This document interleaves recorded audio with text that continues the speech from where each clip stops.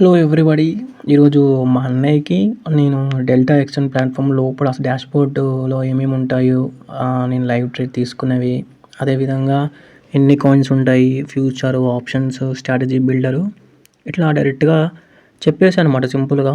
So అది ఇప్పుడు record చేసిన తర్వాత మీకు కూడా చెప్తా, ఒకసారి అర్థమైతే మంచిది. ఎందుకంటే చాలామంది ఇప్పుడు చాలా బ్రోకరేజ్ అకౌంట్ వాడుతూ ఉంటారు కదా.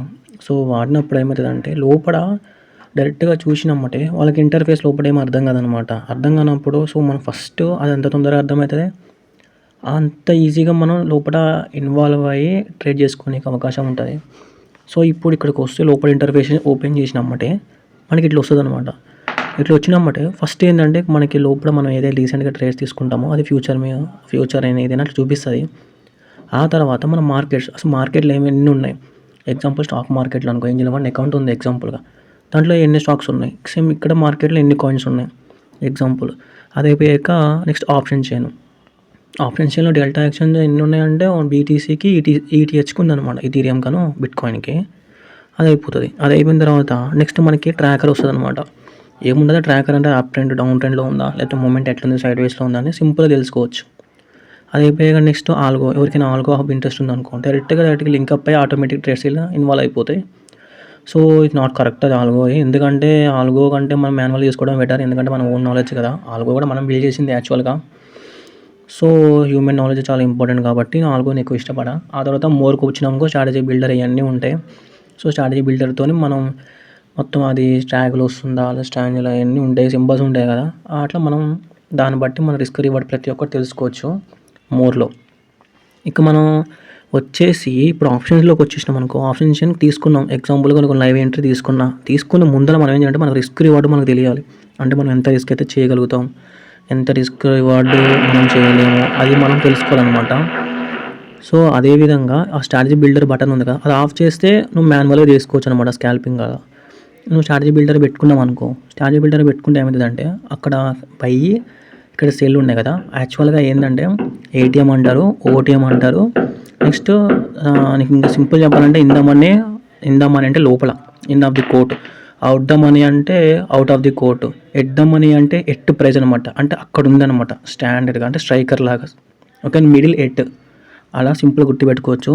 ఆ స్ట్రాటజీ టెస్టర్ అట్లా చేస్తారనమాట. నేను తీసుకున్న లైవ్ ట్రేడ్ అనమాట. సో నేను తీసుకున్నప్పుడు రికార్డ్ చేసిన ఇది మా అన్నయ్య చెప్దామని. సో అదేవిధంగా చేసుకుంటే నాకు రిస్క్ రివార్డ్ అంతా చూపించింది. నెక్స్ట్ ప్రాఫిట్ ఎంత వచ్చింది, ప్రాఫిట్ అంత మ్యాక్సిమం అది గుర్తుపెట్టుకోండి, మ్యాక్సిమం ప్రైజు. ఒక నీకు అంతకంటే తక్కువలోనే నువ్వు ఎగ్జిట్ అవుతావు అంటే తక్కువలోనే ఎగ్జిట్ అవ్వచ్చు. ఎందుకంటే ఆప్షన్ సెల్లింగ్ అది యూఎస్ మార్కెట్ క్లోజ్ అయిన తర్వాత సెల్లింగ్ ఎక్కువ ఉంటుంది కాబట్టి మనం 5:30 వరకు మనం హోల్డ్ చేయకపోయినా కూడా నువ్వు నైట్ అట్లా ఎంట్రీ తీసేసుకొని నెక్స్ట్ ఒక 6 అవర్స్ వరకు వెయిట్ చేసిన తర్వాత నీకు మ్యాక్సిమం ప్రాఫిట్లోనే వస్తుంది. ఎందుకంటే ఆప్షన్స్లో మోర్ 75% ఆప్షన్ సెల్లింగ్ వాళ్ళకి ప్రాఫిట్ ఎక్కువ ఉంటుంది బయర్స్ కంటే. ఇంకోటి ఏంటంటే మార్కెట్ ఎక్కువ సైడ్ వేస్లో ఉంటుంది కాబట్టి 75%. సో సైడ్ వేస్లో ఉంటే మనకి ఆప్షన్ సెల్లింగ్లో మనకి 2 టైప్స్ మనీ మనకు వస్తాయి అనమాట. సెల్లింగ్కి మనీ వస్తుంది, అదేవిధంగా డికా ఉంటుంది కదా, డికే. సో డికాకి మనకి ఎక్కువ మనకు profit every second every minute మనకు ప్రాఫిట్ జనరేట్ అవుతూనే ఉంటుంది. ఇంకా సబ్ అకౌంట్కి వచ్చేసరికి నువ్వు ఎన్ని అకౌంట్లను వాడుకోవచ్చు అంటే ఇక్కడ 2 పోర్ట్ఫోలియో అకౌంట్లు వాడుకోవచ్చు, 2 మార్జిన్ అకౌంట్లు వాడుకోవచ్చు. సబ్ అకౌంట్స్ ఇవి నీ అకౌంట్కి లింక్అప్ అయ్యి ఉంటాయి. సో నువ్వు చేసుకోవాలి. నెక్స్ట్ ట్రాకర్ చెక్ చేసుకోవాలంటే నీ పెర్ఫార్మెన్స్ ఎట్లా ఉంది, నువ్వు అట్లా ప్రాఫిట్లో ఉన్నావా, లాస్లో ఉన్నావా. సో నువ్వు అప్ ట్రెండ్ చిన్నగా పోతుంది కాబట్టి నువ్వు ప్రాఫిట్లో ఉన్నావు, సో నో ప్రాబ్లం. దాన్ని బట్టి నువ్వు అలవాటు చేసుకోవాలి. ఈ డెల్టా ప్లాట్ఫామ్లో ఏంటంటే మనం స్టార్టింగ్ $1 నుంచి కూడా చేసుకోవచ్చు. సో నేను పెట్టుకుంటే $2 పెట్టాను. సబ్ అకౌంట్ ఒకటి, మెయిన్ అకౌంట్లో ఒకటి పెట్టేసుకున్నా, బ్యాకప్కి ఉండాలి కాబట్టి. సో మనం చేసిన పోర్ట్ఫోలియో అది పెట్టిన తర్వాత నెక్స్ట్ అక్కడ వచ్చింది చూసారా, అది ఏంటంటే అక్కడ మనకు తెలిసిపోతుంది అనమాట. నువ్వు గ్రీన్లో ఉన్నావా, రెడ్లో ఉన్నావు, ప్రాఫిట్లో ఉన్నావు, లాస్లో ఉన్నావు అని. సింపుల్ ఏముండదు.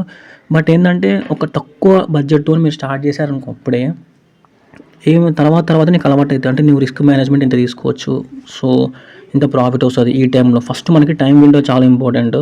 సో టైం విండో సింపుల్ చెప్పండి, 5:30కి నువ్వు ఎంట్రీ తీసుకుంటావు. ఎందుకంటే యూఎస్ మార్కెట్ ఓపెన్ అవుతుంది, మ్యాక్సిమం వాల్యూమ్ నెక్స్ట్ సైడ్ వే ఉంటుంది.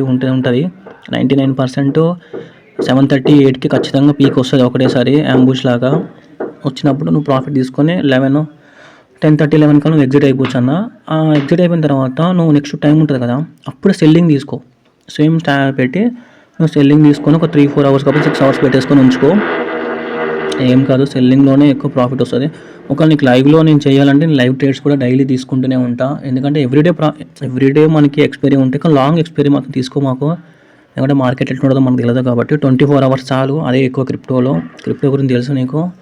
ఎందుకంటే క్రిప్టోలో 500,000 పాయింట్స్ ఒకటేసారి వస్తాయి. ఒక్కోసారి మనం షాక్ అవుతాం, ఉన్నది మొత్తం క్యాపిటల్ అయిపోతుంది. సో చిన్నగా మనం కాంపౌండ్ మనీ ఫార్ములాతోనే మనం రావాలన్నమాట ఎప్పుడైనా. సో ఏముండదు, అర్థమైతే మంచిగా ఉంటుంది, అర్థం కాకపోతే మొత్తం చుట్టూ వీక్కోవాలా. ఇంకా చేసేది ఏం లేదు. అప్పుడు నెక్స్ట్ ఇక్కడికి వచ్చేసరికి బీటీసీ, ఈటీహెచ్ అయిపోయింది. దీంట్లో మనం ఎప్పుడైనా చెప్తే ఇంకా చెప్దాం అనుకునేది, అక్కడ సబ్ అకౌంట్లో మనం క్రాస్ మార్జిన్ ఉంటుంది కదా, అక్కడ నిఖిల్ అని పేరు దగ్గర అక్కడ మనం క్రాస్ మార్జిన్ పెట్టుకోవాలి ఎప్పుడైనా. ఎందుకంటే ఆప్షన్ సెల్లింగ్, ఆప్షన్ బయింగ్, ఆప్షన్లో వాళ్ళకి క్రాస్ మార్జిన్ చాలా బెటరు. ఈ విషయం ఎవరు చెప్పారో మ్యాక్సిమం నేను చెప్తున్నా, ఎందుకంటే నా ఓన్ ఎక్స్పీరియన్స్ అని చెప్తున్నా. ఒకవేళ మీరు నమ్మకపోతే స్మాల్ బడ్జెట్తో పెట్టుకొని క్రాస్ మార్జిన్లోనే, మెయిన్ కాదు క్రాస్ మార్జిన్లోనే. ఎందుకు క్రాస్ మార్జిన్ అంటే ఇప్పుడు ఒక దాంట్లో లాస్ వస్తుంది, ఇంకో